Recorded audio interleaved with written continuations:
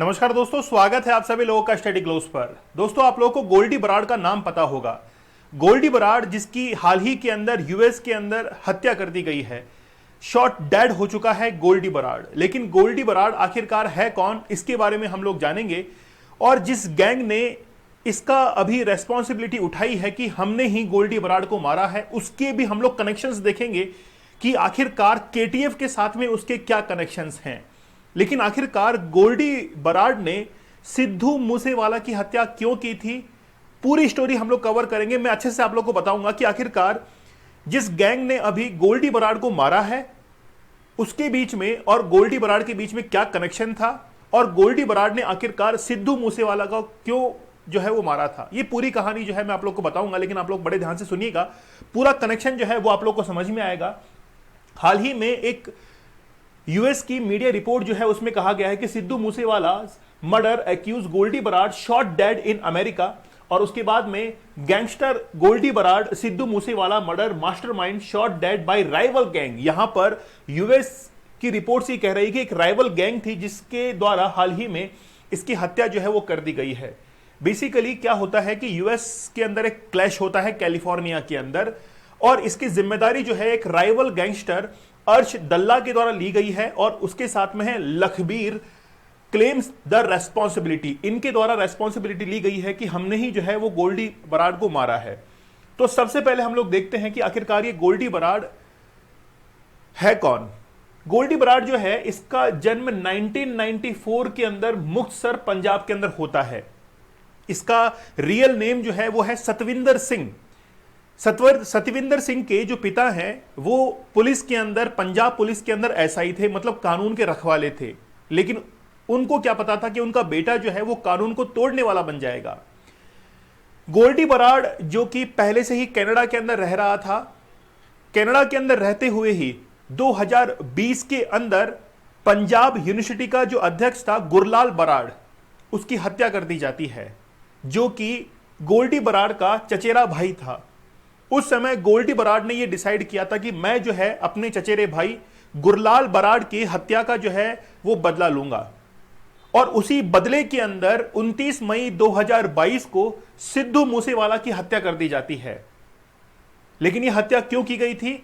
यह हत्या इसलिए की गई थी क्योंकि जब चचेरे भाई की हत्या कर दी जाती है गोल्डी बराड के, तो उसका बदला लेने के लिए पहला कदम जो है ये बताया जाता है कि पहली बार जो है यहीं से इसने अपराध की दुनिया में कदम रखा था। उसके बाद में इंडियन गवर्नमेंट ने इसके लिए रेड कॉर्नर नोटिस और इसको टेररिस्ट जो है वो करार दे दिया था। ये आप लोग देख सकते हैं कि ये घटना जो है वो 29 मई 2022 की है, जिस दिन सिद्धू मूसेवाला अपने ही घर के नजदीक अपनी खुद की जीप में बैठकर कहीं जा रहा था, और बीच में जो है वो गैंगस्टर ने घेर कर उसकी गाड़ी पर गोलियां जो है वो चलाना शुरू कर दिया, और उसके अंदर सिद्धू मूसेवाला की हत्या होती है। सिद्धू मूसेवाला एक सिंगर ये रह चुके थे, पंजाबी गाने ही गाते थे, लेकिन कहीं ना कहीं इनकी जो सफलता है वो किसी को बर्दाश्त नहीं हो पा रही थी।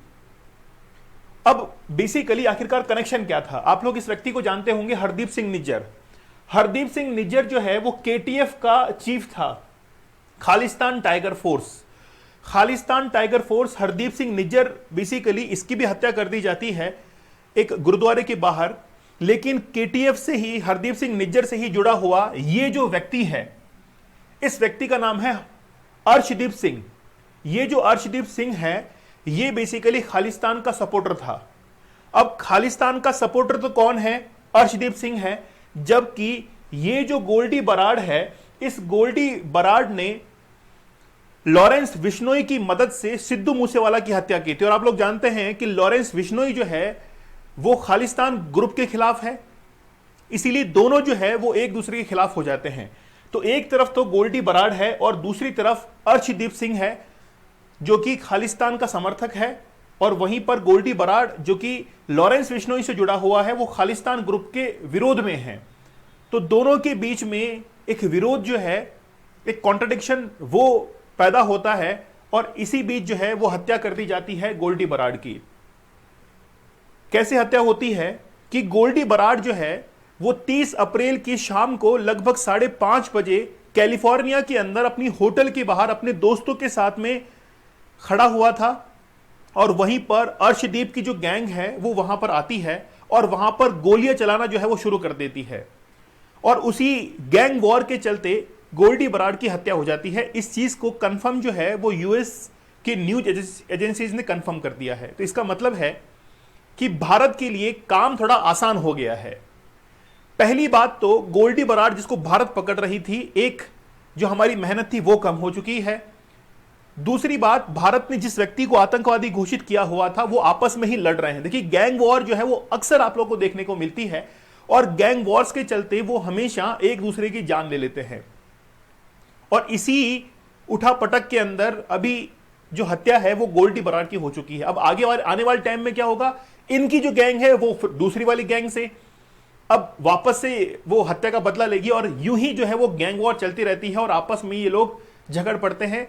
इसीलिए ये अपराध की दुनिया जो है वो बड़ी डार्क, बड़ी गहराई ली हुई होती है। तो ये गोल्डी बराड पहले से ही कनाडा के अंदर रह रहा था, लेकिन अभी यूएस गया हुआ था और वहां पर उसकी हत्या कर दी जाती है। तो लेटेस्ट अपडेट यही है कि गोल्डी बराड जो है इसकी हत्या कर दी जाती है, हत्या की जा चुकी है, और सिद्धू मूसेवाला की हत्या के अंदर इसका पूरा पूरा हाथ था और लॉरेंस बिश्नोई ने इसको हेल्प की थी। तो ये बदला लेने की जो भावना है यही इंसान को एक गलत रास्ते पर मिसलीड जो है वो करती है। इसलिए हमेशा आप लोगों से ये कहा जाता है कि आप लोग अपने जो क्रोध है, अपना जो एंगर है, इसको बहुत मतलब आपको राइट डायरेक्शन देने की जरूरत है।